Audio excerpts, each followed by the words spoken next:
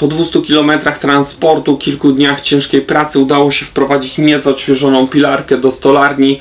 Nie było to proste, ponieważ jej wysokość 2,13 jest wyższa niż wysokość drzwi, które mam tutaj w warsztacie. Dodatkowo waga 290 kg ważyła cała wraz z osprzętem, wszystkimi żeliwnymi mocowaniami.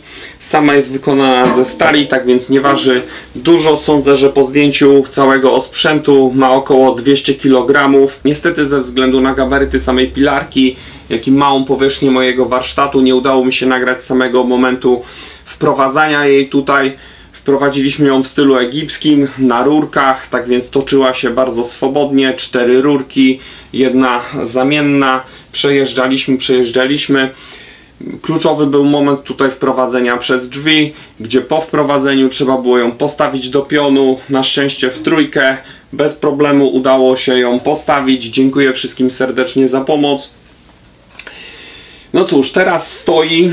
Ja już jestem na etapie kupowania nowych części, ponieważ wszystkie paski klinowe, łożyska, śruby, to wszystko będę chciał zamocować nowe, tak aby pilarka działała mi później sprawniej, bez zarzutów.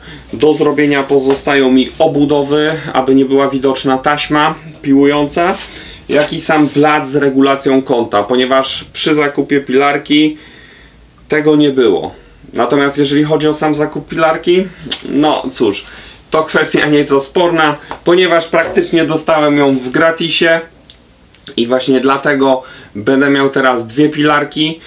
Ta pilarka posłuży mi do cięcia kłód lub półkłód, jeżeli tak to można nazwać, na deski. Już takie przygotowywałem na swojej pilarce Szepacha. Natomiast no, ta oczywiście ze względu na moc silnika będzie potrafiła ciąć więcej i szybciej. No i cóż, pozostaje mi tylko jedno.